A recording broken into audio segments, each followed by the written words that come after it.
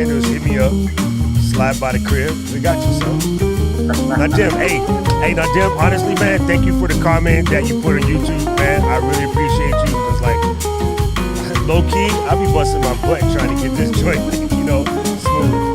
Yeah. I went for the patriotic Rick Ross look today. What? All right, fam. Less than a minute. I hope all you guys got your coffee, your drinks. Some folks is already drinking time. I know, like in the Europe, folks, it's already drinking time. So you check my YouTube feed, make sure we're gravy.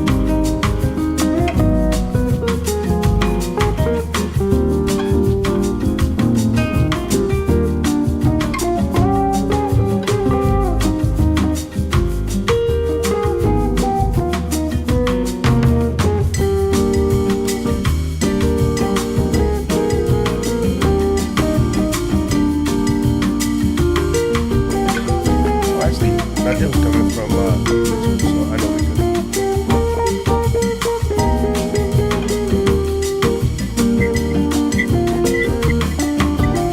I got to adjust my clock to 3:13.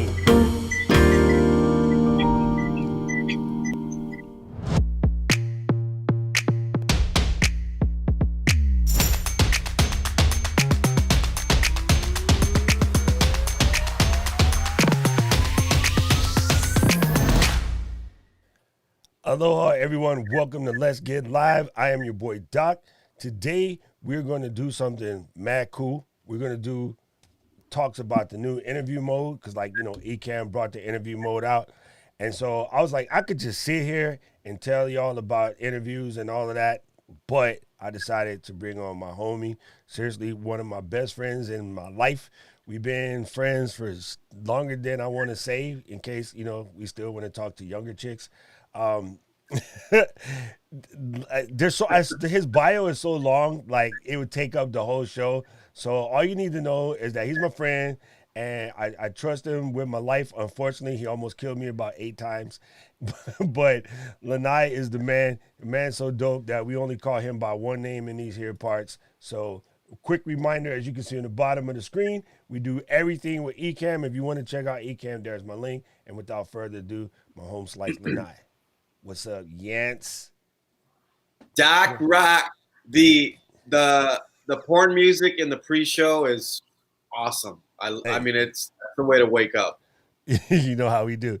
The best part about that theme music was I had been playing like hip hop or a little like R&B groove for the longest time, and then the company that I use, Epidemic Sounds, which makes like dope beats that you can use on YouTube and everything like that. I was searching in there, like they have a list, right? And one of the lists was like tracks that you should use that like not a lot of people are using because they know who's using what. And then I hit the bossa nova, and I was like, "Oh, bro, that is it. That is it." That's the one you want to use when you set your alarm in the morning. Yeah, you don't want that irritating sound. You want the gradual, get the blood circulating stuff. You can't. It's funny too because like you cannot help but bounce to it a little bit. It has a certain je ne sais quoi.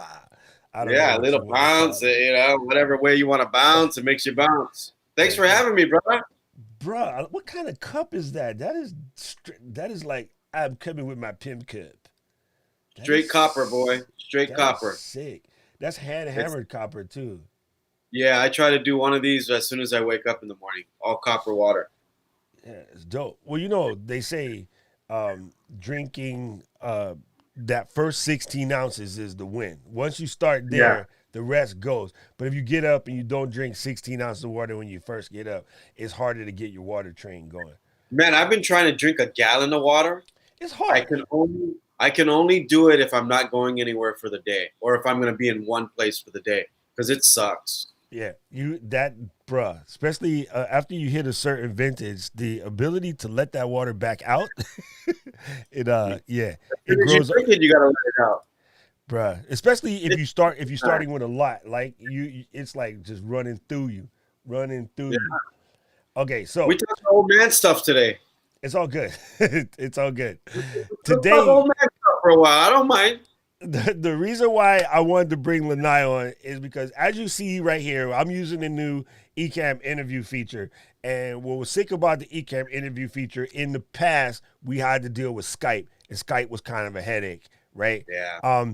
Even like I watched my boy Aaron, who be doing his oh yeah, all right, cool. Keep it techie. This is for you, fam. Like, what we're gonna talk about today is straight legit, and I know you be busy, but you might want to stick around for a minute because we're gonna try to help you with that. My boy Aaron has a dope interview show. He's been doing it for around about 5 years, and he during the pandemic started doing it with IG Live. But like IG Live just keeps messing with him, and I'm like, bruh, listen, DJ Zach Morris, you need to come and check this out because I definitely think this will be easier for you. So like about a month ago, he jumped on, and I think he was kind of like feeling it. So I like the setup. Yeah, it's easy, bro. It's super, super easy. So one of the things I wanted to bring Elle on for was because, like, we were in radio together. At first, I was just like, get the coffee, go to McDonald's, answer the phone. Like, I was basically his bitch. And then one day, he came to me and he said, "Hey, yo, man, I'm gonna let you run the board for a little bit." And I was like, all excited. I didn't really know what was up. Let me tell you what happened. So they say, "Hey, okay, when it happens, somebody call, you answer the phone, you press this line, you can be on the air. And then these are the commercials. When the paper says stick these carts in, this is how old we is.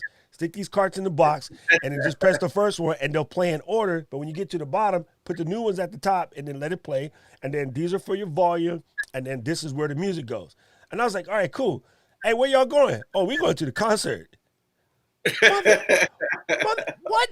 And he goes, yeah, bye, see you. And I was like stuck. And then since I didn't screw anything up, then later on, I got the job to be low man on the totem pole to stay back and play music while everybody went to the concert. Yeah, we all started from somewhere, until the next low man on the totem pole came, and then I got to go to the concert. Vic, yeah. Thanks, Vic. So those were the good old days. Nowadays, these guys are spoiled. They put it on a hit computer and start. We had to do it. Yeah, it's crazy. It's absolutely crazy. Okay, yes. Eric, Vigette. Actually, you just missed the H. It's ALOHA. It was almost right. You got it. And then another one of Hawaii legendary radio DJs, Mr. Ryan. Ryan Matsumoto. Ryan in the house. Okay, so L, I'm going to ask. Just real quick, so I'm sorry. I love Ryan, and I saw your interview with them. Thank you. Yeah, his was him and the girl. His girlfriend Tina, was his yes. girlfriend. Tina. Yeah, and Hawaiian Ryan. I did an interview a couple weeks ago. And they asked me who I thought was funny, and I in Hawaii they asked who, and Ryan has always been like one of my top 3-4 guys, right. But he doesn't do stand up, which pisses me off. But that's all right. That's because he can't stand still. Guys. Yeah, yeah. Like the cameraman would hate Hawaiian Ryan on stage. The cameraman would just be running around. You probably need a drone to follow him around because he would walk all over the place and just mess with everybody. White shot. Okay, so let me ask you this question. Like, and I know, first of all, we're going to talk about some tips that help people make better questions. But then one I want to hit out right away, just in case somebody don't want to watch the whole thing. What is that one irritating interview question that every interviewer asks, but you wish they would stop asking? Oh, that's a good question. You know what's tough about this interview? We know each other too much. Yeah. Everything that you're gonna ask me and I'm gonna have an answer for, I probably do wrong still today. Oh, because no problem. It's you know what I mean? It's like you're constantly learning. You're constantly, and it's like everything else. It's a reflex. If you don't do it, if you don't exercise it, I always talk about the rhythm. The rhythm, you miss that rhythm, and then you got to get into it again. But to answer your question, gosh, what question does everybody ask? I think it's a few questions. It's the fluff at the beginning. Okay, explain that. Yeah, you know what I mean? It's kind of like the fluff at the beginning, and you want to, I don't know if it's to be nice but like if you watch the news or you watch like people who only have like a minute or 2 minutes on television and they just cut to it, that's probably the best way to do it if you're dealing with time. But But no one's ever asked me that question, Doc. That's a good question. But I think it's the fluff at the beginning. It's all that fake stuff. Yeah, I agree. I agree. Like, okay, I do understand that, hey, bruh, I mean, like, how's my nieces doing? Like, I haven't seen them. I know they're getting big. You know what? I can ask you that offline. Like, Yeah, yeah. unless, uh, T all of a sudden graduated college and I need to congratulate you on she went to college or she got like a new business started or something like that, Yeah. I would bring it up on the interview. But to just put you on blast to get that intimate when you might not even want people to know about your children. You know Yeah, what I'm yeah. saying? So like That's a I good. Yeah, go it's kind of like you gotta know who you're interviewing, and then it's good to. But it like what you said, it's good to do have a little icebreaker is always good with that kind of question. Then it feels like okay, this guy knows who he's talking to. This yeah. person know who But see, he's talking to. I think I would do that off channel though, for the simple reason. Okay, like I believe this part messes me up to this day, right? I believe part of it is I got to do some basic research about my interview guests because I want to hit them with something that they know only I would know if I did the research. But that's a little bit greedy on my behalf. Um, Yeah, but I think it lets them know that I wasn't straight goofing. But in the other situation, I want to be surprised by what they say. Like I want to yeah, have that natural reaction. So I don't want to dig too deep. Like, you know what I mean? yeah, yeah. No, Like okay, that's a somebody really would good ask point. you a dumb question, like, "Hey, well, how did you get the name Lanai?" Yeah, I'm like, it's not elite, bro. There's one place in the entire world named Lanai, and I yeah, was born there. Hello, in the story. Like, that's not a good question because there's no place to go, right? yeah, yeah. What did they call that? The close-ended question, correct? Right when Yeah, you that's the biggest thing that irritates me is when you watch, and I do it, but I think there's an art like David Letterman does it, okay, which only a few people I think can do it. And the reason I do it, and I'll explain what it is, what we do, and I think the reason I do it is because I grew up watching Letterman. Like I literally went to 5 of his shows live. That's how much I like the guy. Watched all his stand up. Anyway, what he does is he'll always answer the question. He'll ask the guest a question, but he'll give some of the answers. Um, but there's a way to do it where if you know your guest, then you can get more out of them. Because a lot of guests, um, you know, you they're nervous or if they're not used to doing it. But it's almost like storytelling with the other person, and Letterman does it a lot. And I find myself doing it, but I don't like when other people do it because they give it away too much or they okay, don't know how to engage them. Basically, we're doing it to engage you, correct. to get You're you. trying to drag something out of them per se. Yes, Okay, right. And what I'm talking about is a yes and no answer. You don't want to. That's another thing. If your guest is a yes and no guy, then you got to figure out how to get out and get more out of them, right? So what sucks is you don't want to be like, oh, Doc, so you like Star Wars, and I heard that Darth Vader was your favorite character, but you also like C-3PO. So who's your favorite character? I just answered your question. I answered the question. that was going to be my tip. So Ecamm, the group, keep it techie. I'm going to pull you in just a second, fam. Ecamm asked earlier this week. They were like, oh no, I'm sorry, earlier in the month. They said, hey, we want to put out some tips in the newsletter about interview questions, like things that you can do for the better interview. And my tip was specifically ask the question and shut up. Like, Yeah, you don't gotta listen. don't That's don't see exactly the it. answer. Yeah, I don't know Yeah. why it wants to. People want to see the answer, and I'm like, nah, man. You want to let them do it. If you see the answer, you'll I'll tell you probably why get a people. I'll shorter tell you answer. why people do it, and I'll Okay, tell you why you do it. what? Because we always want to be the smartest guy in the room, and that's not important when you're a good interviewer. Um, Here's a good example of an amazing interviewer, and he's probably one of my top 3 idols, Bob Costas. Okay, Bob Costas, he'll go to the Olympics 3 months before the Olympics starts, and he'll lock himself in a hotel room for 9-10 hours a day, and he reads about every sport and athlete. So he has everything in here. He's one of the smartest guys. He has a photographic memory. I said photogenic. He has a photographic memory. And what's amazing about that is he is the smartest guy in the room, and everyone knows he's the smartest guy in the room because he'll set you up for a question and then come back with something so obscure that, like, how did he know about archery and how the guy won in 1979, or, you know, whatever it is. But getting back to your point, listen, let them answer, and then you can come back with some kind of side fact to make you sound like the smartest guy in the room. Don't be the smartest guy in the room before he gives the answer. That's the add-on point or the add-on thing, you know. But that's another key element to what you just said. Let their answer breathe, right? Yeah. Especially when someone hits a knowledge bomb. So like we have I have sounds, right? When someone hits a knowledge bomb, I was like, damn, L just knocked you out with that, you know? And what that does is it sticks it in the viewer's brain, right? So when L says, answer the question and let the answer breathe, you know, let it sink in for a second, let them sound smart, and then come back with a fact, I would be like, bam, knockout. That's the silliest point like that. And that helps, you know, helps it stick. So let me pull up Keep It Techie. He says, is it best to talk to the person offline before the interview?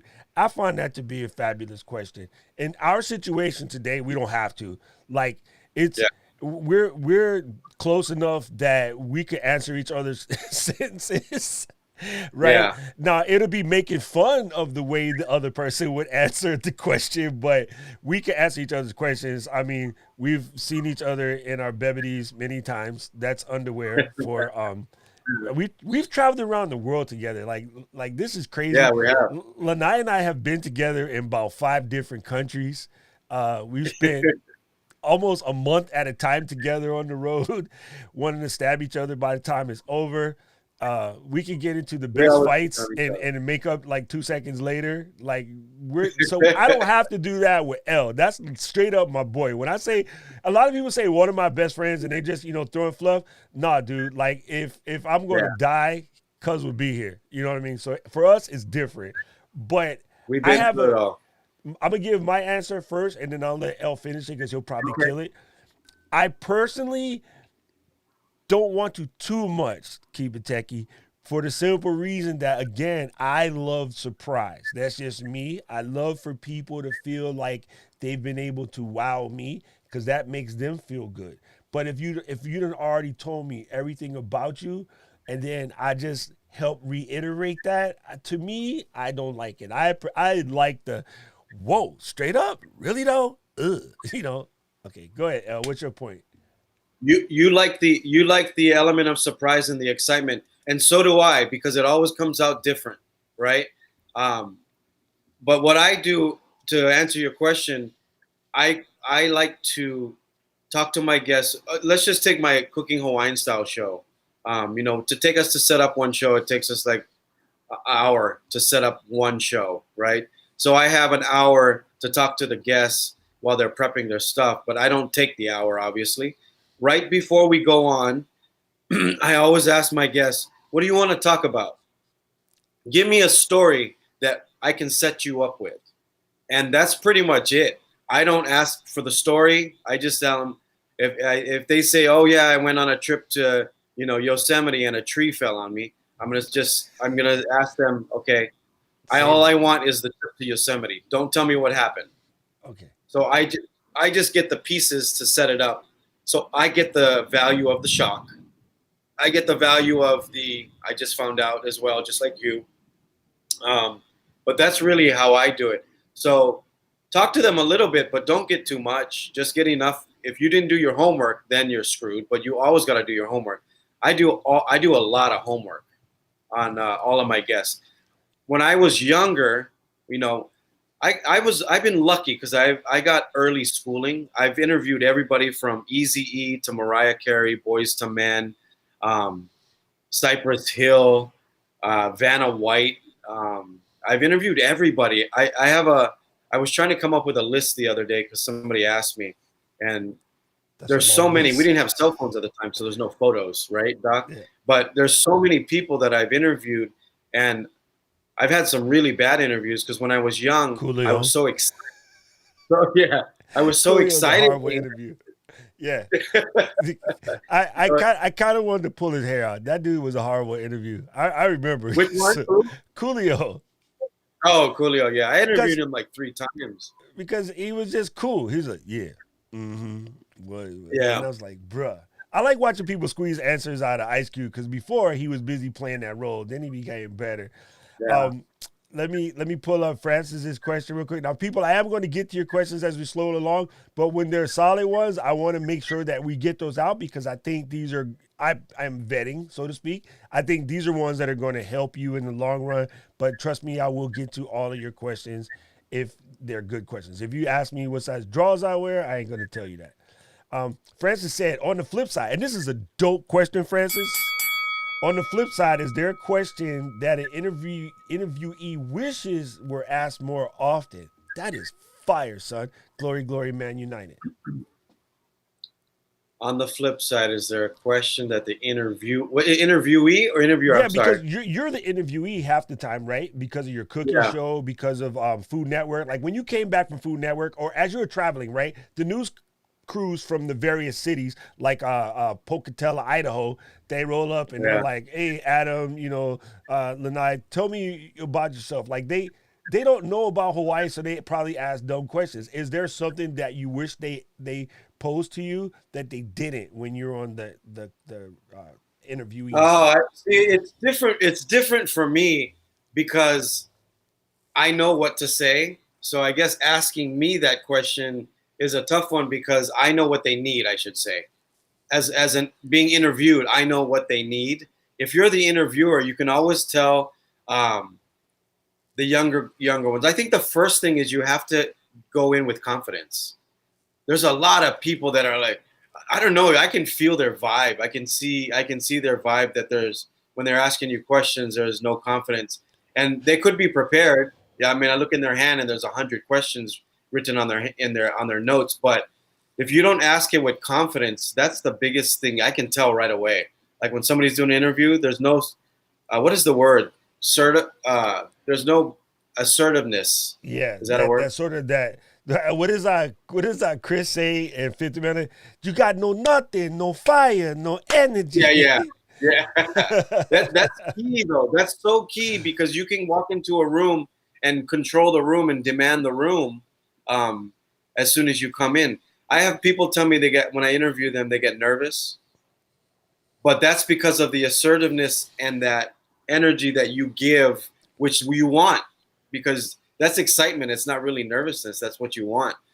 Somebody put in there that they're afraid of dead air. Don't be afraid of it. You have to let it, like Doc said, you have to let it breathe. But sometimes you need that, 2-3 seconds of dead air. It's like having a conversation. You know that dead moment when people have that conversation and people think, I got to come up with a question or I got to fill that. Yes, yes. I love that. I love that feeling, That because that means you went a little deep or you touched a nerve or, you did something. Did I answer your question though? Did I no, answer no. your That's question? that's that's a good answer. And so I was going to say that I think Elaine was the one that brought that up. But one of the things that you can do, actually, I didn't press it on screen yet, but Elaine said side by side interviews with me. Sometimes I'm looking for a way to do the orientation, to support the parents that I'm listening. Okay, one of the things that I'm having trouble with right now, and I can just tell you because I'm always tell you when I'm messing up, is I'm looking this way because the 32-inch I'm old and blind monitor is on this side, but it gives me the Ah. appearance that L is looking at the back of my head. So in Ecamm, I'm gonna see if I can do this real quick. Give me a second, L. So in Hey, these Ecamm, whole interview things too are different than a radio interview and a television interview on a computer. You know what I mean? There's such a yes, different. It's such a different world because now even more you have to listen because there's that split-second delay, or correct. Yes, uh, yes, yes. it's a little different now the way people do interviews, and I've had to adjust too. I'm still learning. So Elaine, one of the things I can do in this particular setup is come over here, and even though I like to be on the left, and I have no idea why, maybe because I watch TV too much, I could just simply put myself on the left, and then that when I'm looking at the screen, it looks like I'm looking at L, right? So that's one thing that you can do. The other thing that you can do, and it's just weird to me to be on this side, and I have no idea. It's pretty stupid. Like I honestly don't know why. There is another. You can take your iPad or you get a small like monitor, like an old 24-inch Dell, which you can probably pick up for like $20 on the swap meet somewhere, and just add that as one more monitor to your Mac. Now, this sucks if you're on a notebook because it won't really have enough juice to do this, but I could put it directly under my camera or get a small 7-inch monitor, put it directly under my camera. So I'm looking at that instead.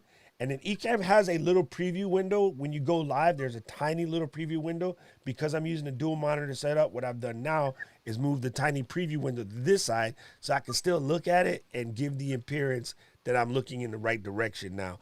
But don't get caught up in the minutia because honestly, we're spitting fire right now. So when you're spitting fire, those little things that bother us as creators, nobody notices. And for me, I'm the perfectionist, and Lanai and I used to get in fights over this because I wanted it to be drop smooth perfectionist, and he's like, "Bruh, the energy was so good on that take. I know there's a mess up. Leave it the heck alone because the energy is good. When you make it perfect, you might lose the energy." And that was a huge argument for us. So, in a way, in this format, this is the human format. I'm at my crib, he's at his crib, we're not in the studio. Go with the organic and good. Organic and good is going to be way better than professional at this point. And honestly, if you look at the numbers, more folks are watching YouTube than are watching TV because they'd rather know, Elaine, that they're talking to or listening to or learning from somebody that's exactly like them. And I love Bob Cassis. That's my dude, but I ain't him. I'm not even close to him yet. Give me some time though. There you go. So Techie. I hope that helps. Like honestly, that looking at weird stuff just messes me up. And Keep It Techie says, yeah, he has a fear of dead air. Don't even let it bother you, fam. Like Yeah, unless you're doing radio, the dead air is healthy and it's good. Yeah, There's so many comments and good questions here. yeah. Hey, Michael It's Hall, cool. my dude. Like he has to go with Vanna White and Easy E would make a great point counterpoint. See, Hey, I almost kicked Easy E out of the studio. I actually asked him if he wanted to leave. He was just being an asshole. I'm sorry. He was just being terrible. And he was there with MC Ren. And it was just, he died like 3 months after that. He came into the interview. He was just a not good interview guest. He was terrible. I don't know if he was high or what he was, but it was a good challenge for me. I think I was 25 years old, 24 years old. That's when I really started getting the big names, This is my other Filipino brother right here. He says, as long as you're comfortable with how long you've been using the same draws, who are we to judge? Thanks, Pastor LA. He said it's about the confidence and preparation. Absolutely. Hey, Victor, good to see you here, man. Victor's an amazing sax player. Bev, hey, wow, haven't seen you in a minute. Man, I bring you on, all the Filipinos come out, represent. How you doing, Bev? Long time no see. Yes, it's funny, people. I was telling somebody in the Ecamm group the other day, like, I don't really understand how anybody does it with one monitor. I've been dual monitor for so long. Like, it's hard for me to function when I go to a computer with one screen. It drives me batty. Yeah. I almost like want to keep a cheap Dell monitor in my trunk just in case I get stuck there. Hey, DJ Strick, good to see you here. And then, okay, now the smartest guy in the room showed up. You don't have to do a multi-camera setup, a lot of switching like side shots. He was talking to Elaine, explaining it to her. Yes. So one thing that's cool about Ecamm, and I don't know if you guys noticed this, I can move us around like such, or when L's giving facts, I kind of bring him up solo. I could bring myself up solo. And if we have more than one guest, like all of the above works. So a lot of times I just move it to move it. Like it's not even a rhyme or reason or rhythm. I move it to move it so that your eyes don't get sort of satiated to looking at one thing. You know what I mean? And then like I need to remember to switch out my my sort of affiliate links at the bottom so that people can just see, the various tools that I use to bring this sort of broadcast. So yeah, there is something to do with keep moving it around, and that's going to help. Okay, so let me get to some more questions. Yes, it's funny you should say that because again, another week, I got this brand spanking new like Stream Deck large, extra large, and I haven't set it up yet. So I am You hitting like the key. it? Oh, I love it. So I'm hitting the keys on the little one that's on the desk right here that allows me to sort of move the things around, and pull up different, different things. But yeah, it's kind of helpful. And then June says another good point about switching up your screens a lot is if you have an OLED screen, it will keep you from burning in, right? OLEDs, which is a little bit different from the LED screens, they are more susceptible to burn in. So you do want to keep it moving, for not a long time. Yes, I got 3 too, Bev. I'm with you right there. I think it's literally the best setup possible. Okay, what kind of live streams are you doing? Are you doing any Thud Rumble live streams? The best live stream software in the planet, hands down, is Ecamm. Is what I'm using today. When I was in this mode, you can see I have everything lined up. I got my guests, and like how I'm moving us around is just doing this or put in El Solo. Like that's all just built into the software. It's super easy to use. When I go in, I want to remind someone to, like and share the screen. I just hit that. You know what I mean? It automatically pulls that up. The scenes are super easy to build. I can do stuff like if I want to put L inside this window by switching him to guest one. And then so I could be here and then L could be inside a MacBook, which never happened because every day, hey, dude, my computer is doing something and I don't know what it is. It's supposed to do that. Oh, okay. I haven't bugged you in a while. I know, you're getting good. I was starting to worry about you. I was like, damn, he learned how to use his computer. He don't need me no more. So yeah, like just jumping around in these little windows and stuff like that, or pulling up links, like it's all like super, super easy. And again, making these overlays. I have all of this stuff on my channel that shows people how to do these overlays. I have it all on my channel. And if Bev, we've been friends for a long time. So if you need any help, I got you. I can help you. Like Ecamm is so amazing. The smaller Stream Deck goes to my boy Topher because I stole it from him in the first place. Elaine, okay, good. I still want to hear some guitar riffs, Elaine. I'm waiting. Are there built-in free Chrome extensions for doing interview formats like this in Google Meets? Troy, that's a good question. I don't think so. But if you want, there is a thing called OBS Ninja, and OBS Ninja does allow you to do sort of interviews. I tried it with Ecamm and it required a little bit of loopback fighting, which I didn't want to do. So without the interview feature prior, we used to just use Skype, but Skype's a pain in the butt, like it always has been. So when Ecamm built in the interview feature, it just made it way better. Everything about my cameras and all of that is on this page right here, but I'll just tell you it's a Sony A6400. And the lens is a Sony 16 millimeter f2.8. Okay. And then my brother is still politicking for that little Stream Deck, but it got to go back to Topher, dude. I'm sorry. Yeah, keep it taking. June is my little brother. He's a pain in the ass, but I love him. Yes, I you can don't put my handle on there? Huh? How come you can't put my handle? Check this out. I can do that. Check this out. You can just go like that, and then boom. What? What? I'm not even going to ask. See, what you guys don't know, before we get back into interview questions, what you guys don't know is every time I go live, this dude will come on and make some crazy comment to try to make me laugh in the middle of sounding smart and serious. You know how you guys think I'm smart and serious? I hope.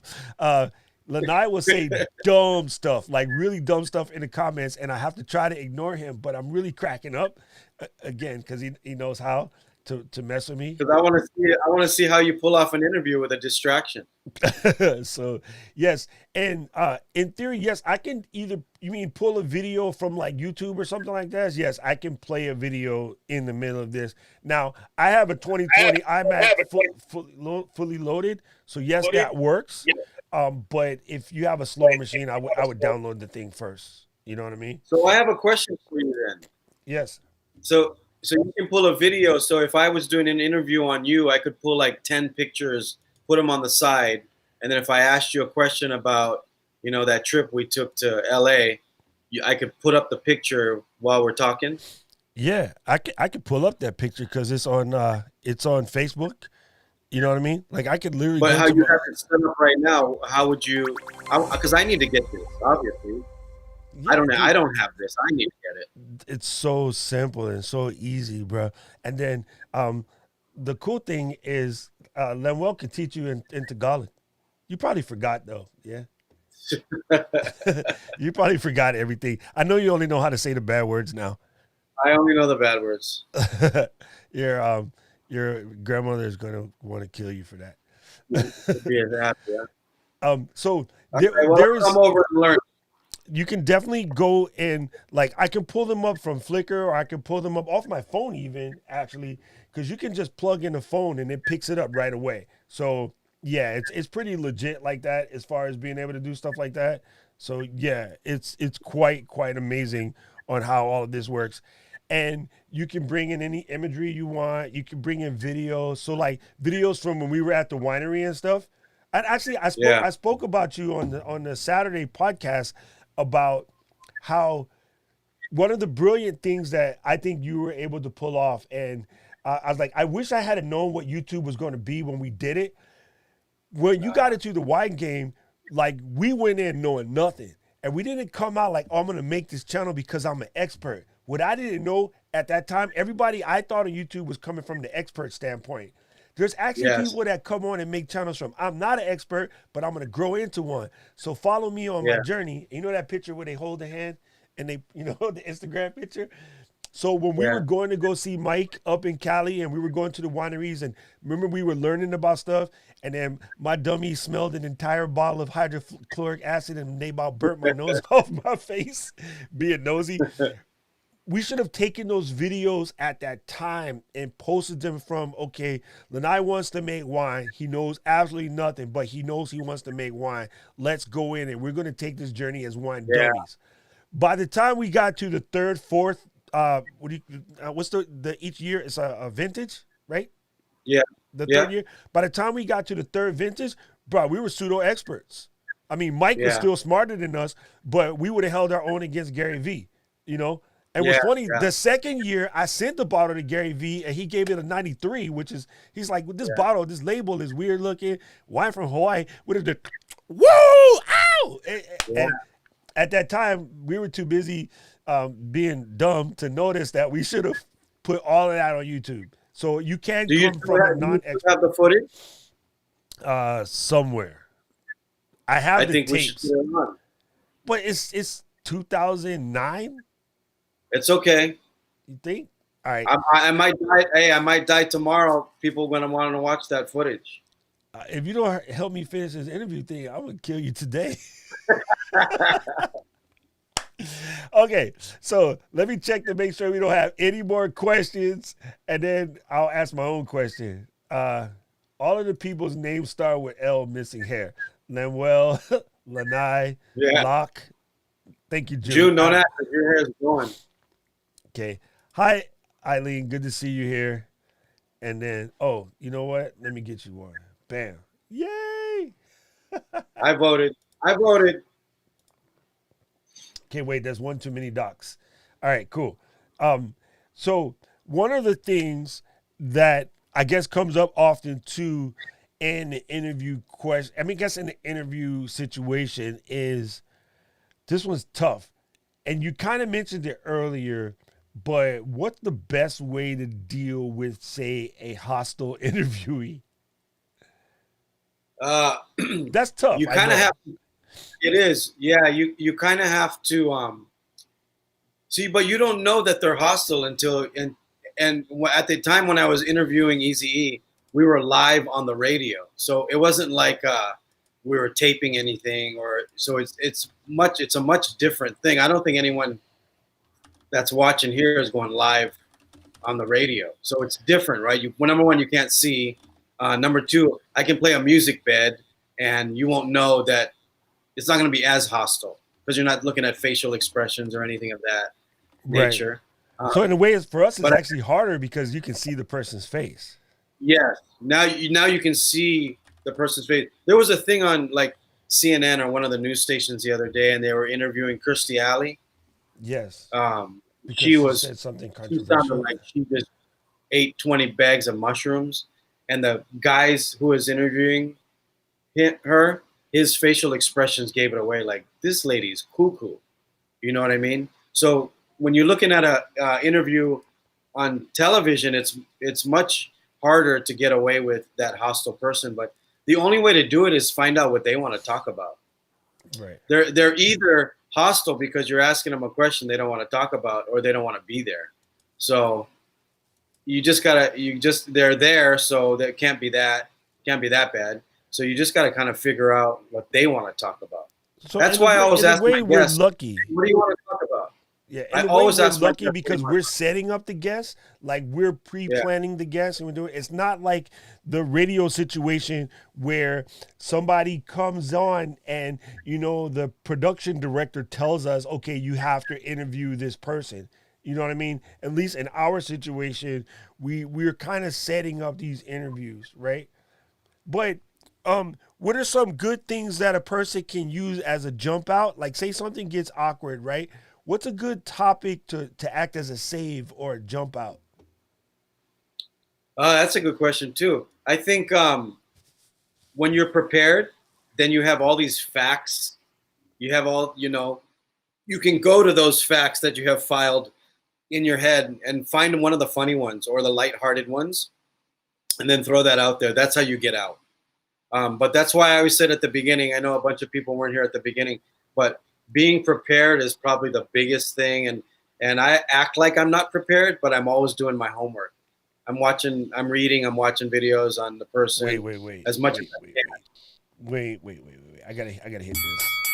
Okay, wait, hold up. That's a knockout. Explain.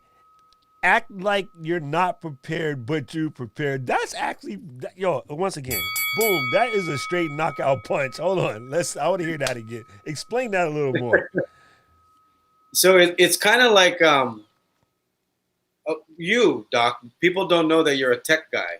You're one of the few people that go into the tech world, the hip hop world, the geek world.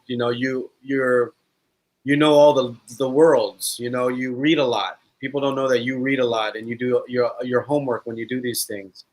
I'm kind of the same way, but people don't know. I'm not smart. I don't think I'm a smart guy. I can't spell. And somebody told me a couple months ago that you use that to your advantage, because then when you go and talk about something, then you sound like you know what you're talking about. But I really just prepare. That's the only thing you can really do. If you're going to interview somebody, prepare, but you don't have to use all your ammunition.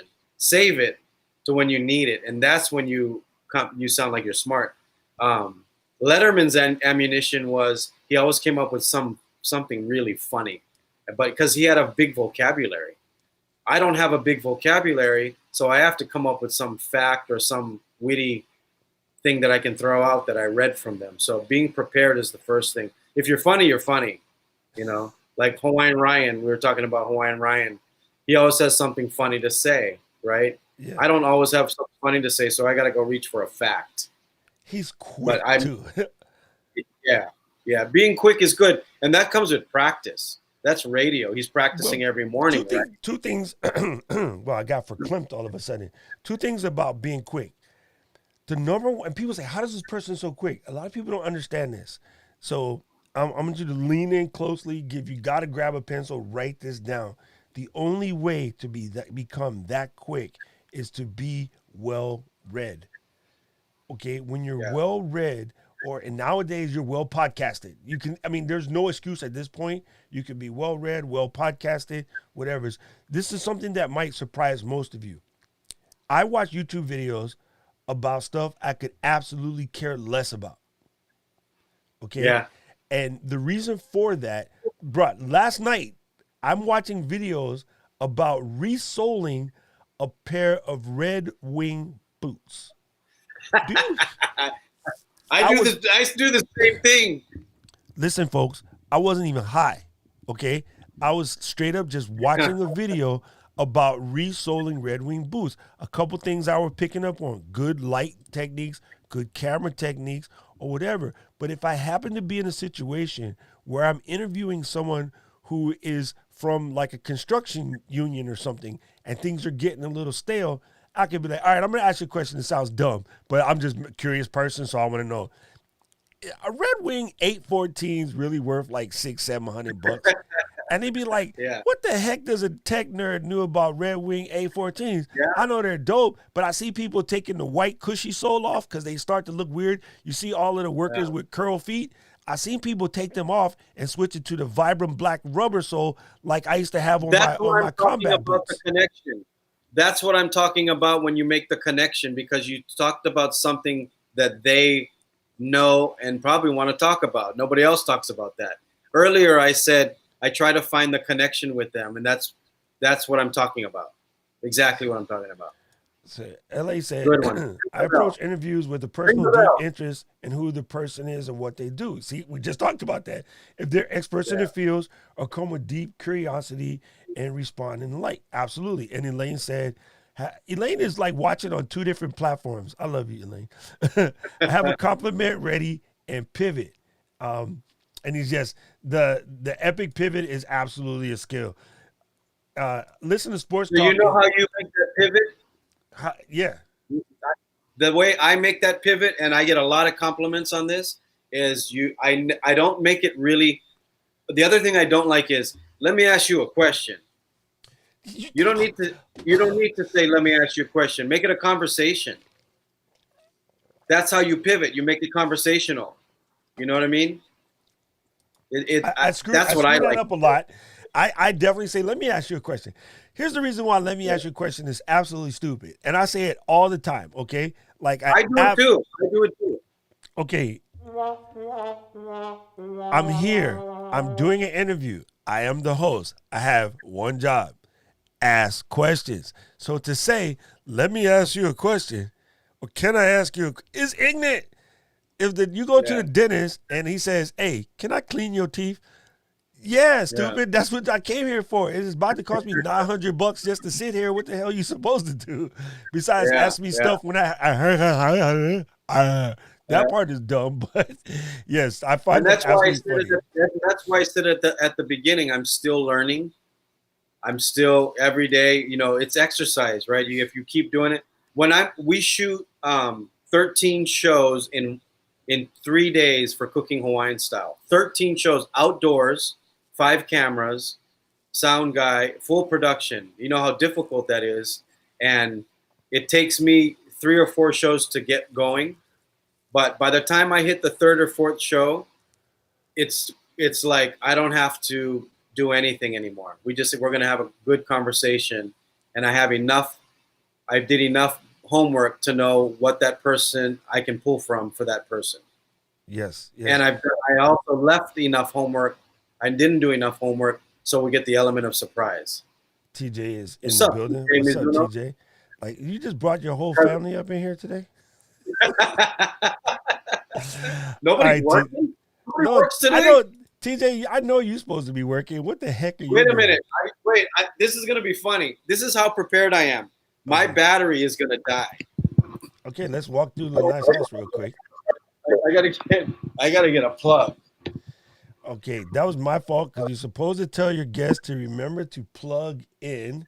It's very important. Hey, do not take us to the bathroom. I know you.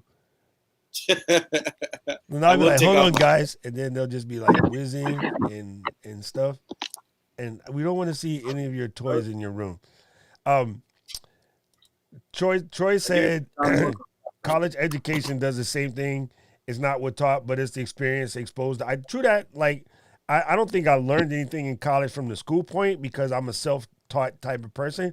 But the connections I made are freaking fantastic, absolutely fantastic. And LA said, I don't ask that question, but hey, now you know what? We probably did jinx you. Now you're gonna ask that question. And he says he hates battery. Hey, keep asking questions. I'm gonna grab some water. Okay, go do that. Keep asking questions. Answering questions. Wait, I pressed the wrong solo. In the meantime, while L is grabbing some water, see, this is the problem. When you ask your friends to come and do an interview, they're going to be your friends. Like other people would be scared to mess this up because you know, that's their first time on camera. But again, we've been around forever. So just a quick reminder while we're doing this, we are shooting this with Ecamm.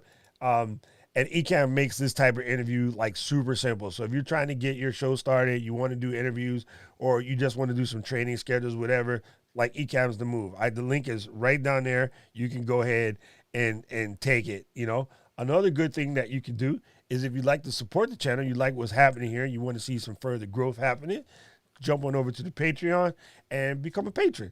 And what's cool there is I'm working on some individual style lessons. I'll do live streams. Once I get to like 10, I'll do live streams for my patrons, and you'll just get exclusive behind the scene contacts, like the whole setup, right? Now, the other thing you can do is, I don't want you to join right now. You can support the channel by going over to the Amazon shop and just seeing what I have, and going back to OG Podcast original question, like what do I shoot all of this stuff with? It's all on the kit page. So there's a myriad ways you can do your catch up, and yeah, that's it. Now, the last thing that I want to let you know about is I use TubeBuddy as a way of making sure this stuff is found, right? And here's an interesting concept. When I was looking for the title for today's show and I put in Lanai Tabura, it said Lanai Tabura married, because there's chicks out there trying to get with my boy on YouTube. That was the number one thing that came up in search. And I was like, oh, now I want to know what these girls look like that was trying to find out if he's married, because I wanted to warn them. No, he's crazy. Stay away. What are you talking about? Bruh, where do you find this? Bruh, this is super funny. So the application that I use is called TubeBuddy, right? And then what TubeBuddy does, let me see, I'm gonna pull it up real quick because it's kind of funny. So I was in the Google situation right here, right? And then I was looking on TubeBuddy to kind of figure out like, oh, what I should put the thing. And then it says they want to know if you got a family. They ask about your cooking show, and the third most popular one is Lanai Tabura married. That's the way people look to try to see if there's any imagery of like you with the wifey, and there's not. So chicks are looking to see if you're single, bruh. Like, I don't know. So funny. Okay, so you guys, real quick, this is Lanai's show. We should do a promote for him. He has a podcast and is with my homegirl Brooke. And you guys might not know this, but Brooke was Miss Hawaii back in the day. And then so they do a really cool podcast. They got a swing studio. Miss Universe. Oh, that's actually Miss Universe. That's correct. I forgot about that. Don't kill me, Brooke. Yeah. Miss Hawaii, Miss America. How come you look better on this show and you come in here looking like no makeup, no hair? Oh, never mind. Sorry. Bruh, you lucky I even fucking woke up this morning. I know. I was surprised when you text me like 20 minutes to go. I was like, yo, dude is ready. Right? Guys, like seriously, I'm always ready. If you want to see some professional looking type stuff, go check out. Hey, thank you, Keep It Techie. Whoa, look at that. See that right there, L? That's the super chat. That's when your homies do something cool and throw you a 5 spot for kicking out the good information. Thank you, Keep It Techie, and thank you for sticking around. I hope we were able to help you learn some stuff about interviews today. But yeah, if you guys want to see a really professional looking studio setup, go check out what Lanai and Brooke and Ruben and the gang have put together on It's a Hawaii Thing. I will put the channel in the chat real quick and then give you an opportunity. I clicked your channel thing, dude. Wait, I clicked your channel thing and it went to ABC News for a second. How crazy is that? YouTube is goofing up. No, it's not your fault. YouTube is goofing up today. They've been just doing some really weird stuff. So here is the link to Lanai's channel. It's called It's a Hawaii Thing. And then do us a favor and promote your like how they can find your cooking stuff, because I think that would be interesting for people to see too. Yeah, follow us on Facebook, Cooking Hawaiian Style. You can go to our, we just finished building a new website, cookinghawaiianstyle.com. You can watch it, of course, on Spectrum. You can watch it. We're on all over the world. It's pretty cool. But yeah, just follow on Instagram at Lanai or at Cooking Hawaiian Style. and it's a Hawaii thing. Also on Facebook too, and subscribe to the YouTube channel. Yeah, dude. The cooking thing is quite amazing to me because, one of the dopest parts about being Lanai's travel friend is we have eaten some of the best food in the world. When you travel with I gotta get you on Lanai, the show. bruh, when we travel with Lanai, we go to the best eating spots ever. And this is funny. To this day, I still do this. Many, many years ago, when we worked at one of the local nightclubs, we used to go out to lunch like almost every day. And one thing that always happened when we go to lunch, thanks to Lanai and his cousin James, we always got dessert. No matter where we go, we always get dessert. 30 years later, I have never kicked that habit, bro. I always got to Sam some restaurant dessert. And honestly, I will judge a restaurant on a dessert game.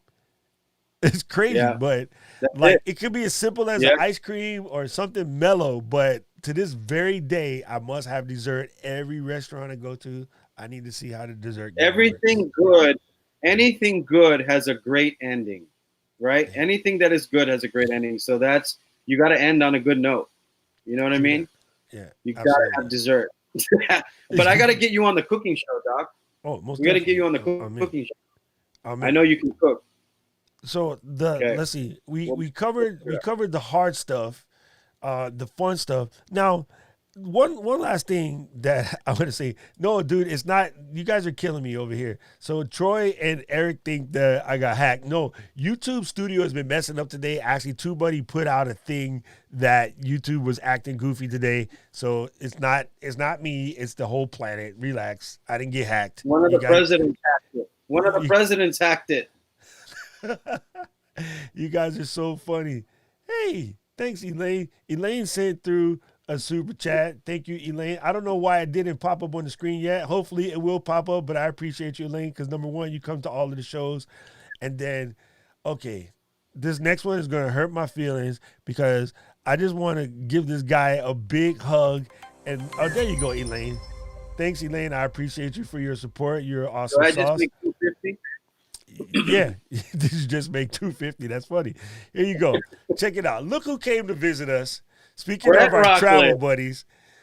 Oh, bro. What's up, Mr. Brett, I miss you so much, bro, because you can help me gang up on Lanai. And so I love being around you and Gracie because you guys are hella fun. When we get out of this mess, we come into Cali so I can bother you. I'm not happy about this Dodgers thing that you put on my screen. Because, Red Sox Nation and all of that, but I'm going to let you slide. What's up, Brett? You literally did invite all of your family. Yeah, I guess. They all coming. Okay. I guess they follow me on their Facebook or Instagram. Pro tip, don't interview Filipino guys. They will bring like 300 people to your show. Or, sorry, if you're trying to get some followers up, pro tip, invite a Filipino guy because then they will bring 300 people to your show. Except for when I go to LA show, he don't bring I got to nobody. show you something real quick. Okay, let's see. I want to see if you remember this. So we used to go, Doc and I used to go to Vegas a lot. I know this is supposed to be about interviews, but I just found this like a month, 2 months ago. Remember we used to go do the live things in Vegas? They made chips out of me and Augie. They made poker chips out of us. Can you see that? Yeah, I can see that. Dude, that's Do you remember? Crazy. Yeah. Dude, that's so Yeah, cool. they made poker chips out of us. They should have made poker chips out of me for all the money that I left over there. Dude, that's super crazy. Yeah. Anyway. Alex, good to see you, brother. Yeah, so, the thing that's really dope is I think we brought some good information today about like doing interviews. And, besides being prepared, people, the one thing that you have to know is it doesn't get better until you just practice. I know I'm probably like 100, 200 interview deeps. I'm going to say that Lanai is probably like 4,000 or 5,000 interview deeps, if not more. And you have to, number one, realize that you're going to learn on the way and you're going to gather. So I guess the pro tips are going to come from, we're going to just start naming some casts that you should just watch that are going to make you a great interviewer. Okay. And there's a new one on my list that I hate to admit because I kind of have a love-hate relationship with this dude. But I do love his show. So I'm going to add him to the list. But we're going to do, it's not really a top 5, but I'll do my 5 and then you do your 5, L. So Oh shoot. Okay. you go ahead and start. Not in the order. We'll go back. You know, LA. I'm Okay. gonna need you to pay attention to what round we are on. So round 1, great interviewee. You already picked Costas. I picked Costas. So Costas is removed from the list because he's probably top dog. Yeah. So you go. He's first. he's tied with and my next pick is not because he doesn't follow all the rules, but he's one of my favorite interview guys who does interviews, and that's Letterman. And I say that because, again, if you didn't hear me earlier, Letterman likes to answer some of his questions with the answer before he lets the guests do it. But he does such a great job of bringing them in and getting it out. So Letterman is one of mine. Okay, I'm writing these down. Or LA, you could just pop them in the chat, please, because LA is a chat moderator. I'm writing these down because what I'm going to do is I'm going to make a post, and I'm going to make sure I get it to our people in the Ecamm community because everybody's new to interviews, and they're all trying to learn, you know, like where to get these things from. So, yes, I appreciate you for that, LA. So, boom. My next one will be, bruh, this is my king. Like, I absolutely love this cat, and that's Jon Stewart. I love me some Jon Stewart. Yeah. So I'm gonna put Jon Stewart on my list.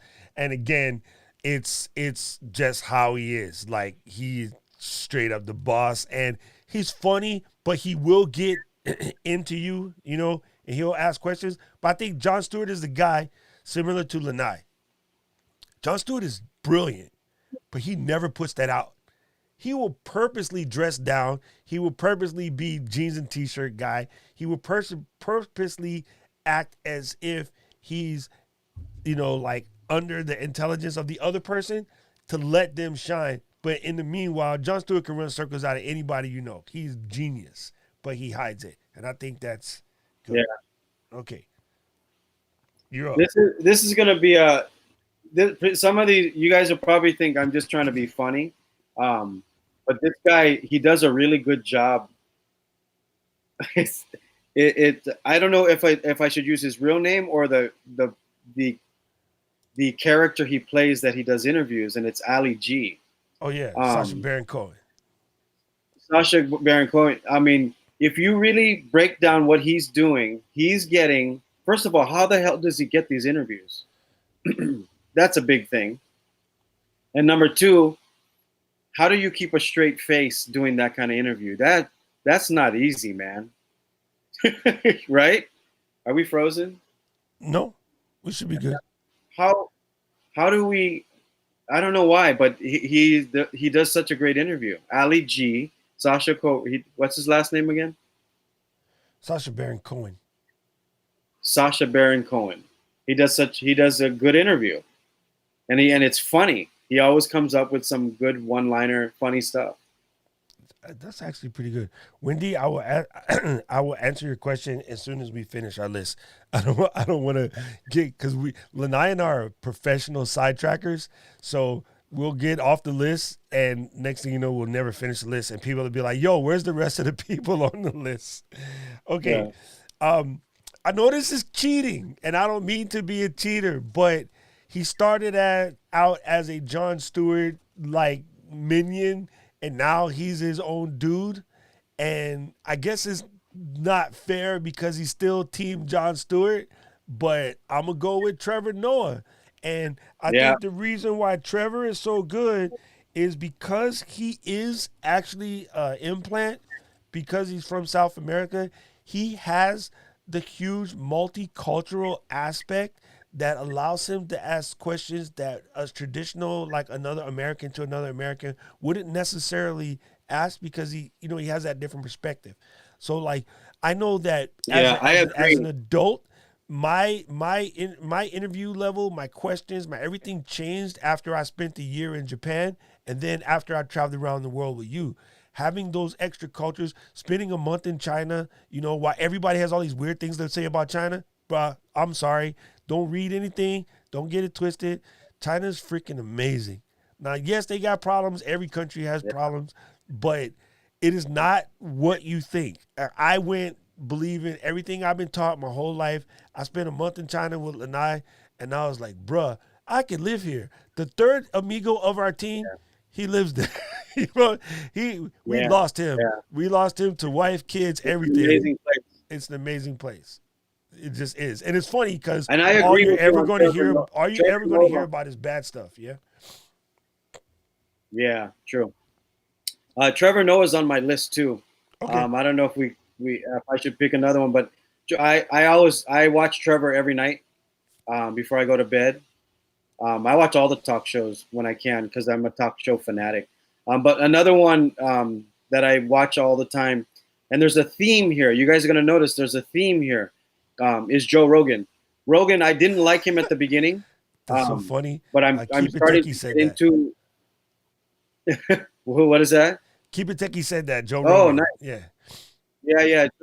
Yeah. And the reason when I say there's a theme, look at all the people that we chose. Most of them are comedians, and it's because of timing. Their timing is what makes them such good interview. It's hard with the tech thing because there's delays. I get it. There's people who are doing it on the computer. You have your delays. It's a little bit different because you're not live. But in live interviews, he's badass too, and it's all because of the timing. All these comedians have great timing, and they're all very intelligent, very intelligent. Very good. I feel like I'm gonna add one more dude, and then I gotta go put in the female real quick so we don't get in trouble. No, I'm just joking. Um, I'm gonna go ahead. Oh, actually, I'm gonna go ahead and throw in my female. I'm gonna throw in Katie. Katie Couric. Who? Katie Couric. In the Yeah, beginning, I wasn't a fan of her because I thought she was too busy trying to be like not Miss America from the beauty standpoint, but Miss America from the all around standpoint. But as she grew into her own and realized that she did not have to live in the shadows of the dudes that she worked around, I think she famously talked about she had a conversation and Barbara laid into her. Barbara's like, Katie, what are you doing? And she's like, what? And okay, first of all, when Barbara tells you, you just do it. Because Barbara is the queen in the story, hands down. Oprah looks to Barbara like, yes, ma'am. Okay, let's just get yeah, that straight. I think at yeah, some point, Barbara called her up, and Barbara was like, hey, girl, let me explain something to you. Yes, this is hard for women. Yes, this is a problem. Stop all of that. Be you. And then somewhere around like 88, 89, Katie Couric just flipped and became like her own thing. And she's up there. She's up there with Bob because that's her overstudy or her partner. They came up at the same time. So I'm gonna add Katie Couric. yeah. That's a good one. That's a good one. I would have had her on my list as well.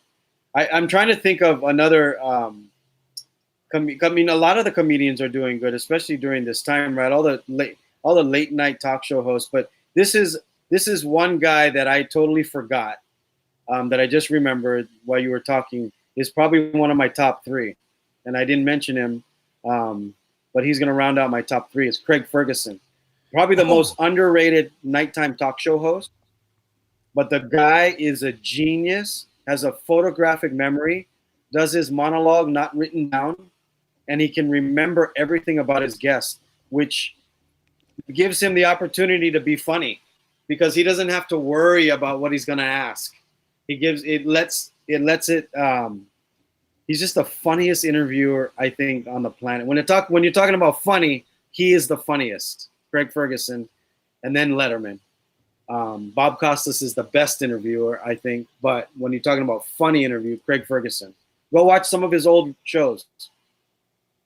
Okay, Hilarious. So Spirit throw me a bone live, just messed me up and said, "Oh, we got to kick in a radio person." All right, I'm gonna give you my radio person. I'm gonna go with Michael Barbaro. from the New York Times. Uh, The voice is so smoothing, and even when he's yeah. posing difficult questions or talking to someone who he may not agree with or whatever, like Michael Barbaro, and I know that's hard to spell. LA, you're gonna have to look it up, but you live in New York, so you should just know. I'm gonna say Michael Barbaro because he's just really, really calming and relaxing, even when he's doing something cool. And Yeah. also to that aspect, um, what's the other guy from NPR? Not Terry Gross. Um, oh, uh, I say his name so much all the time, and my niece listens to his new kids podcast. Oh, I'll think of it anyway. Go ahead, pick one more. I'm gonna say, if it's radio, I'm gonna say Michael W. Perry, and because he's been an idol of mine growing up, um, he sounds like he's having a conversation with you, even when he's reading a commercial. But if he well, listen to his interviews when he does live on Saturdays, it's so natural because he doesn't sound like he's reading, and he's so smart. A lot of people don't like him right now because he's been very political on the air, but listen to the way he does an interview, man. He's a smooth man. He's like Costas. He's like Bob Costas, and he's great because it's theater of the mind. Radio's theater of the mind, so he makes you feel like you're there. Michael W. Perry. That's actually good. I mean, because I live here, so I listen to him talk, and so yes, Yeah. I know who that is, and yes, I don't. It's killing me because I literally listen to this guy speak all the time, and it's messing with my head. But he's one of the NPR people, and I just listened to there's a show called Two What's in a Wow, and Uh-huh. it's a very easy name too. So it bothers me that I can't spit it out of my head right now. It absolutely is irritating me. Okay, I'm bad with names. so the last person on my list, and just become a very man. I gotta say, picking Ferguson was clutch. Picking Ferguson was clutch. My last one's going to be a tie. One is because this guy's a great interviewer. Two, the second person that I'm going to put as my other half of this tie is he's really good at getting people's personalities to shine. Okay, so the 1-2 punch, and I know I'm cheating, is going to be Stephen Colbert and Graham Norton. Both of them are Graham Norton. both Graham of them are Norton. very good at squeezing out the other person's personalities. And Yes. it's very asking questions is simple. And somebody brought up something really, really cool up here earlier. Was speaking of Wendy brought up Aaron Burnett, because Aaron Burnett's very good at staying with her guests, and yeah, she has great eye gestures, of course.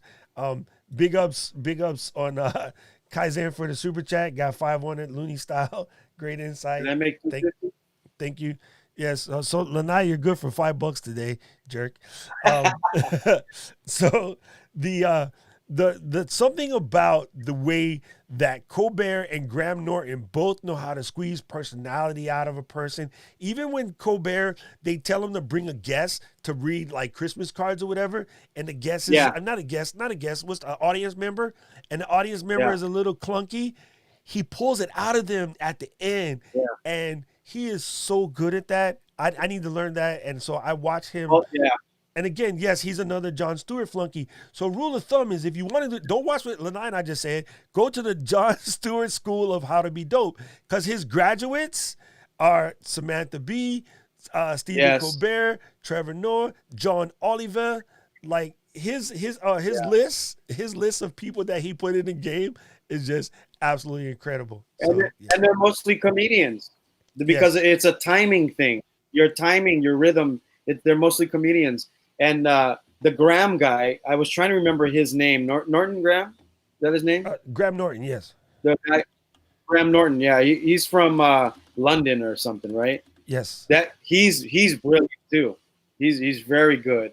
But if I had to choose between Graham and what was his name you just said? Look at me, I'm getting old. Colbert.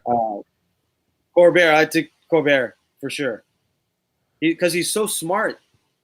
again, brilliant. And So smart. Colbert's claim to fame really is because he was an improv guy. He was a Second City trooper in Chicago Yes. and in New York.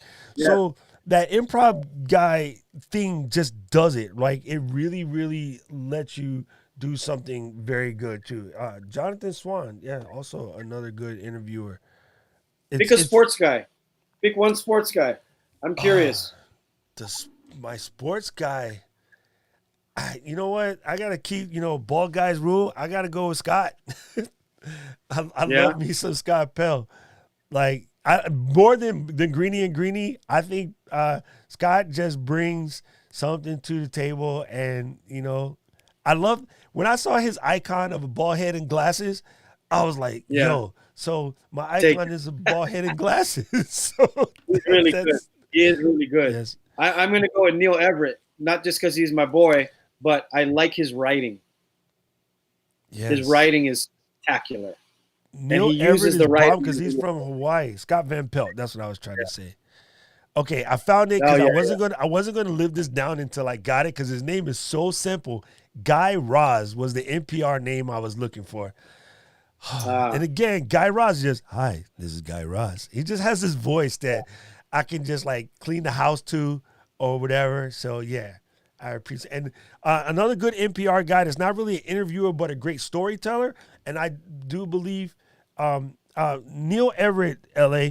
If you watch Sports Center, Neil Everett is him and the guy who now is on E Entertainment TV.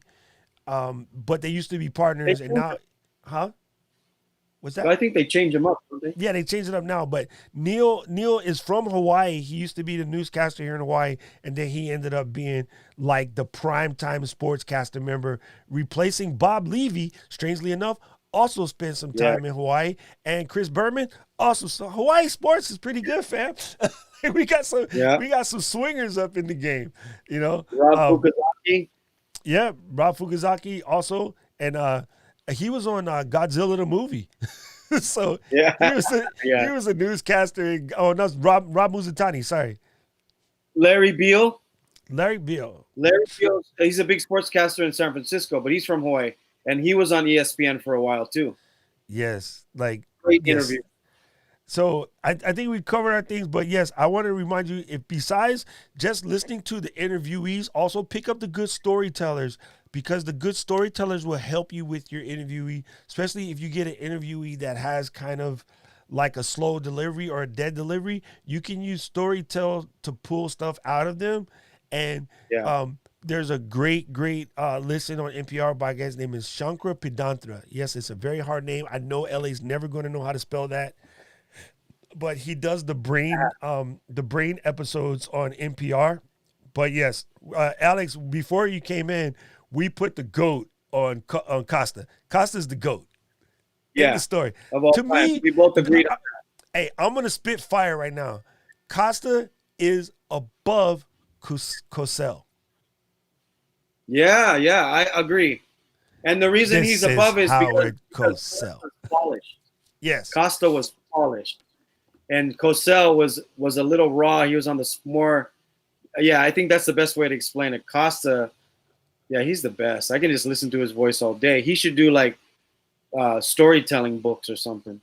And definitely Oprah gets honorable mention, but I didn't want to put the Oprahs or the Phil Donahues and stuff on there. Oh, Barbara Walters was the GOAT of females, Alex. You weren't here for that. Yeah, Hidden Brain. The two GOATs were Barbara and Bob. They were the GOATs, and everybody else was under them. So we were taking them off the list because it's like we're going to talk about. You know what, though? I think Barbara is only up there because she was one of the first to get the biggest names, not necessarily how she interviews. Yeah, we're talking more like how we like a person to do an interview. That's what we're talking more. Right? Am I wrong? I think we'll put Barbara on the table, and she almost became so iconic that it's a meme, and she's been a meme on even kids' TV. Like there's something about that, bro. Like, hi, I'm Barbara Wawa. Remember, like on Saturday Night Live, and then there's a Muppet that's Barbara Walters. So part of it is she's iconoclastic in that particular sense. Yes. You know what I mean? But I think of of the people that came, after her or whatever, there's some great ones out there. Savannah from 60 Minutes is quite amazing. Yeah. Oprah's girlfriend, what her name is? Not Gail, Grace. she's Gail. really good. Gail is very good. And unfortunately for his fall, Charlie Rose was my dude. And then Oh yeah. I was really hurt my feelings to find out he was a creeper. Yeah. that busted my chops because I was like, I would always watch Charlie Rose because again, he was very good at squeezing stuff out inside the actor studio, dude. Oh yes. Lipton, a great Lipton. interview. So you guys, like, really, if you want to get good at the game, you have to listen to the greats and see what they're saying. Now, you don't have to copy their questions, but there are certain questions that every interviewee is going to ask, right? Now, I'm not a fan of the blanket, tell me a little about yourself, but I understand why people do it. I personally, I don't tend to use that. I might say, hey, do you want to add anything to your bio and let you run with it? But tell me a little about yourself is lazy. That's called a crutch. Yes. We all have crutches. We do them. We try not to, but we do them. But those are called crutches. The more you can make it sound like an interview. You take a business card and you peel off the end. That's sorry. So yeah, need a little help from my friend. I just definitely wanted to sort of wrap that up and just remind you, like, if at all possible, try to stay away from the just crutch questions. Like I thought, you know what, maybe I'll make a list. These are some top 10 go-tos or whatever, right? There's a really cool thing that's out right now, and I didn't buy it yet because I don't need it, but I kind of want to buy it out of pure curiosity. There's something known as a pod deck. Let me see if I can find it real quick. And what this thing supposedly is like a deck of cards that help you like seed questions, right? And it seems like there's 5 different ones out there. No, I don't want to discount. Let me see if I can pull this up real fast. Please be in the right spot. Yes, here we go.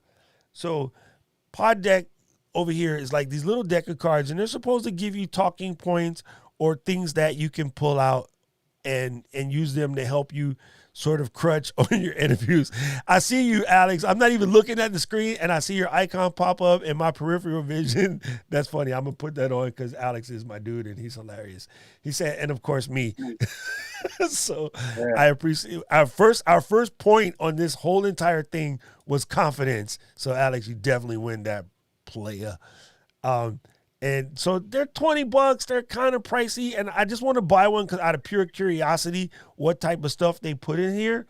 But honestly, without going to that, you can actually go to the bookstore, Barney Rubbles or Amazon or whatever, and there's these books called writing prompts. There's probably even websites for free. There's free writing prompts. Take those writing prompts and use them as interview questions, people. So there's a bunch. It's NaNoWriMo right now, which is National something Writers Month. And it's supposed to be where you have the month of November to write as many pages you can to try to get out your novel, your book, your story, your expose or whatever. Barney Rubbles is Barnes & Noble. You know I make up my own words, LA. Sorry. I shouldn't make up my own words to English as a second language moderator. Sorry, don't kill me. You know what? Before I forget, you know what I wanted to share with you? You were talking earlier. Not to go backtrack, but you know what Letterman used to do before his show? What's that? So he would come out and he would talk to the audience in regular clothes without the suit. And there's like when they were just getting seated, and he would ask questions. He's the most inquisitive guy, by the way. He would ask questions to all the audience. So if you ever watch his show, he's always picking on people in the audience. It's because he remembered. You call it a callback. When you're a comedian, you call it a callback. You'd go to these callbacks to people in the audience. That was genius. Then he would also go to his guest dressing room, the green room, and he would tell them, how do you want me to set you up? So if you look at a lot of the guests who are comedians who come on the show, they were telling stories, but he was setting them up. He was letting them do their stand-up routine by setting them up with a question to get them into the stand-up routine. All of that was not, it was not staged, but in a sense, it kind of was, because he was feeding them a line to drag them in. That's what I used to do with Augie, and that was the success, I think, of me and Augie's show. Was I would always set him up so he could hit a softball or hit a basketball out of the park. You know what I mean? So you always have to set up your guest, use your confidence, and set up your guest and lead them into what you want them to say. That's one of the cool things about doing a good interview. If they had a cool story about, they hung out at Prince's house, and they got nuts, and Questlove showed up, and Doc Rock showed up, and you had that in the back of your mind, I would go, "Hey, didn't you go to Prince's house?" Bro, and then boom, that joke, that Charlie Murphy joke was real. Yeah, that was real. They really played basketball and ate pancakes. Yeah, that's one of the things that I try to do. What's his name? Fallon is starting to do it a lot now, because he has so many great stories of hanging out with celebrities, and he'll pull the story out of his guests, which is awesome. That is awesome. Well, he was smart enough to pick the roots.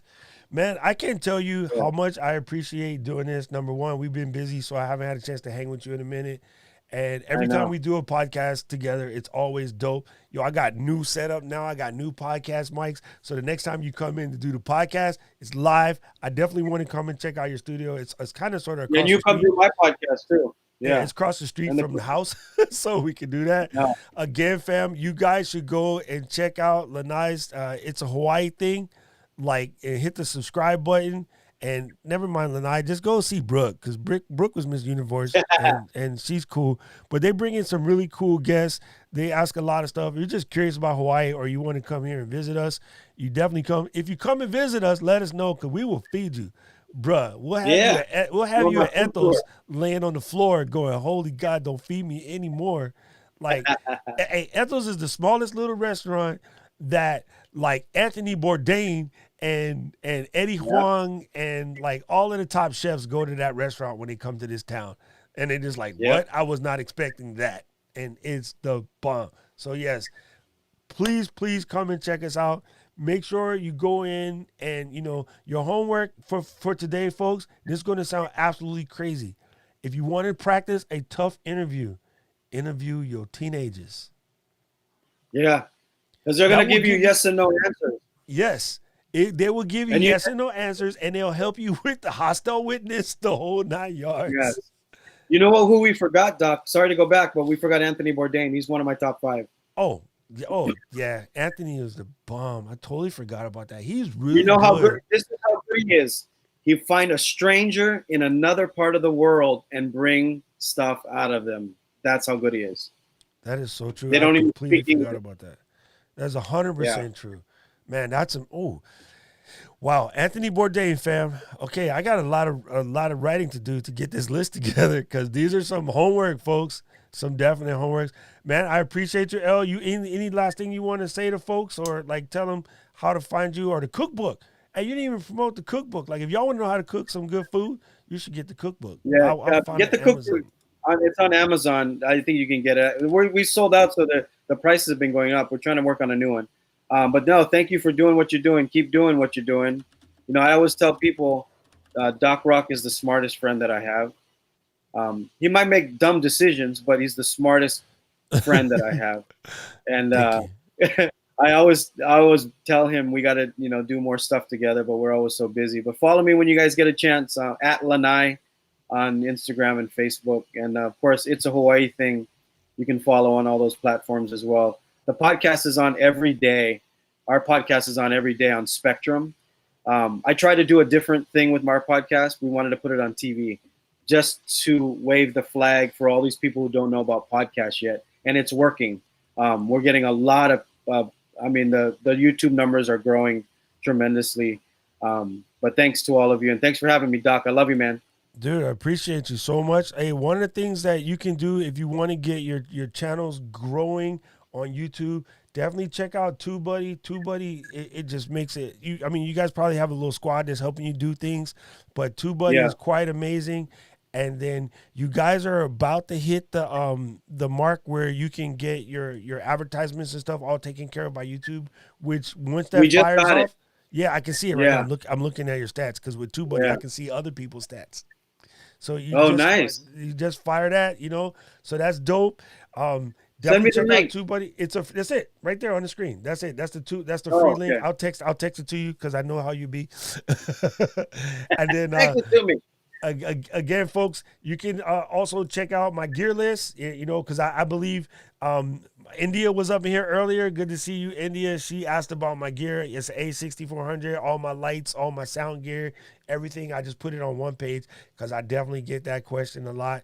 I appreciate everybody that hung out. Thank you, LA, for moderating the group. Thank you, Alex, for always coming in and bringing the good fun. If you guys want to follow somebody that got the Rodecaster Pro that can tell you how to use it and not like me and just come up here and press random buttons, then that would be Alex McDonald. Alex is the king of that Rodecaster Pro.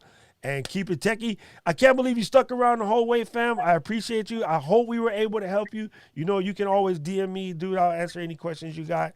But guys, we'll be back on Saturday. I'm gonna do this again Saturday. Saturday, I will probably go into some more stuff about overlays because everyone has a lot of questions about designing overlays. And then next week, we're going to talk about the new Macs and see how that stuff works for what we're trying to do. So hopefully all is good in the hood. I'll see you again soon. And let me show my face one last time because I'm ugly and you guys should have to see me. Aloha, brother. Shock us. Aloha. I appreciate you. Love you, Yant.